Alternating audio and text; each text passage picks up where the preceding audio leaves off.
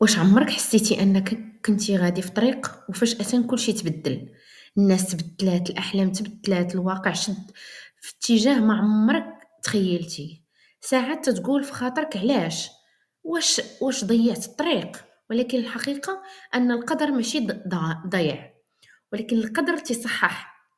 الله ما يعطّلكش ولكن كيعيد يوجّهك، ما كيحرمكش، تيحميك من شي حاجة كنتِ غادي ليها بعينيك مسدودين. كاينة طرق كتبان خايبة ولكنها هي اللي تتوصّل للنور، وكاين ناس تظنهم خسارة وهم في الأصل نجاة.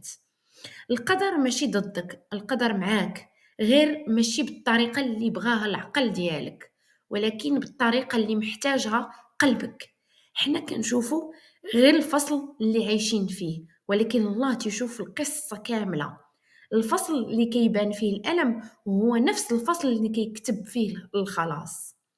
ماشي كل باب تسد هو نهاية، كاينين أبواب تتسد باش تسمع صوتك الداخلي، باش تفهم أن الطريق الحقيقي ماشي اللي تتمشي فيه رجليك، ولكن اللي كتحسّو الروح وهنا ديالك. تيجي موضوع كبير هو الإيمان بالقضاء والقدر.